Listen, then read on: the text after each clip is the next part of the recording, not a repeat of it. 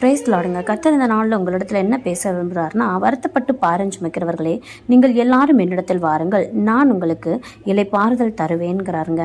ஆமாங்க, ஒருவேளை நீங்கள் ஏதோ ஒரு காரியத்து நிமித்தம் இளைப்பாறுதல் இல்லாமல் எல்லா சூழ்நிலைகளும் எனக்கு இளைப்பாறுதல் அற்ற நிலையிலேயே தள்ளுதே, நான் எங்கே போய் இளைப்பாறுதல் தேடுவேன், என்னுடைய இருதயத்தில் ஒரு சமாதானம் இல்லையே, எப்படி நான் இந்த இளைப்பாறுதலை பெற்றுக்கொள்றதுன்னு ஒருவேளை நீங்கள் அங்கே ஆய்த்து மனம் உடைக்கப்பட்டிருக்கலாம். அந்த நேரத்தில் நான் இந்த இடத்துல வெட்கப்பட்டுட்டேனே, இந்த இடத்துல எனக்கு ஒரு தலைக்குனிவு வந்துருச்சு, எனக்கு கர்த்தரை நம்பி இருந்தேன், ஆனாலும் எனக்கு இந்த சூழ்நிலை கர்த்தர் அனுமதித்திருக்கிறாரே, நான் எவ்வளவோ ப்ரேயர் பண்ண, ஆனாலும் இந்த ஒரு வருத்தத்திற்குரிய ஒரு சூழ்நிலைக்குள்ள நான் போயிருக்கிறேனேன்னு நீங்கள் மனம் உடைந்திருக்கலாம். ஆனால் அந்த நாளில் கர்த்தர் என்ன சொல்கிறார், நான் என்னிடத்துல வா, நான் உனக்கு இளைப்பாறுதல் தருவேன்னு சொல்கிறாருங்க.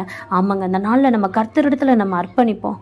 இன்னுமா என்ன நான் மாறணும்னு கேட்டு கர்த்தரிடத்துல இன்னும் நம்மளை அர்ப்பணித்து நம்மளுடைய பயணத்தை இன்னும் நம்ம தொடருவோம், கர்த்தருக்குள்ள நம்ம தொடருவோம், நமக்கு கட்டாயம் அவர் இளைப்பாறுதல் தருவாருங்க. Praise the Lord.